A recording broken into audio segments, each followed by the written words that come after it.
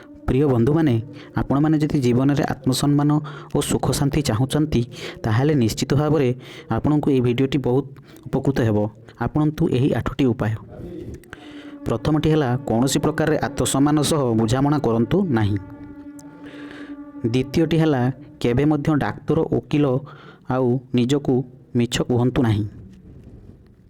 चलतु तृतीयटी है केबे मध्य रोग आउ शत्रु को छोट भावंतु नाही। चलतु चतुर्थटी है ये 3टी जिनिस केबे छोट करंतुनी निज लक्ष्य परिश्रम आउ चिंताधारा। पंचमटी है जीवन खराब मुहूर्त रे कहा साहाय्य रे अपेक्षा करंतु नाही कारण अंधार रे निज छाई मध्य छाड़ी चली जाए।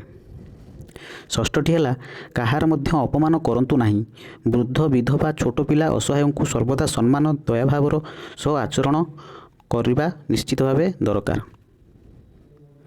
सप्तमटी है निजे करिथिबा प्रतिश्रुति को जेकोसी प्रकार रे रक्षा करंतु से प्रतिश्रुति निजकु हेउ किंबा अन्य को।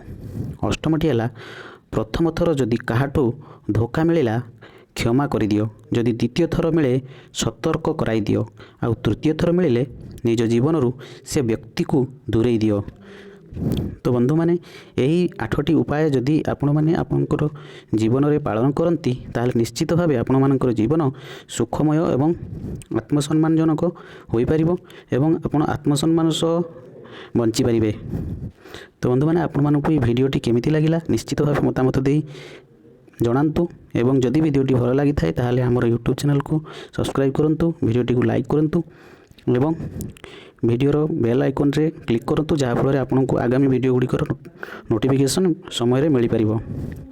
भिडियोटी देखिथिबातु धन्यवाद।